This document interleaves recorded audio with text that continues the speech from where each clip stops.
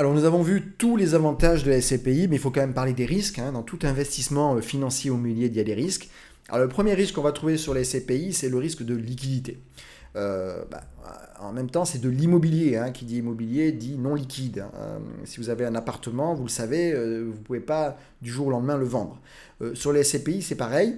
Alors, on a une liquidité qui est assurée par la maison de gestion, c'est-à-dire lorsqu'on veut revendre des parts, en général, ça se passe bien. Vous vendez vos parts, il y a de la contrepartie en face.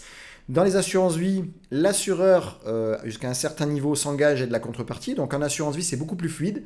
En assurance vie, vous pouvez vendre une SCPI du jour au lendemain. Le temps de trouver la contrepartie, l'assureur se met en face, comme on dit, hein.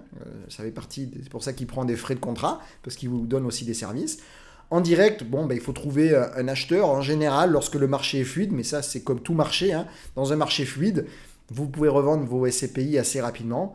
Par contre, si demain il y a une congestion du marché, si tout le monde veut revendre la même SCPI au même moment, c'est pareil que pour une action en bourse. Si tout le monde veut vendre la même action en bourse au même moment, soit il y a des durées de vente qui s'allongent, soit le prix baisse. Voilà.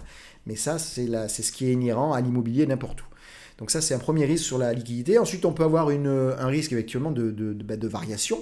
Variation du prix de la part, si on est dans une phase de baisse immobilière, hein, il y en a déjà eu, et il y en aura d'autres. Donc voilà, sur le prix de la part. Et sur les rendements, il peut y avoir, les rendements peuvent baisser ou augmenter, hein. Alors, quand ça augmente, tout le monde est content.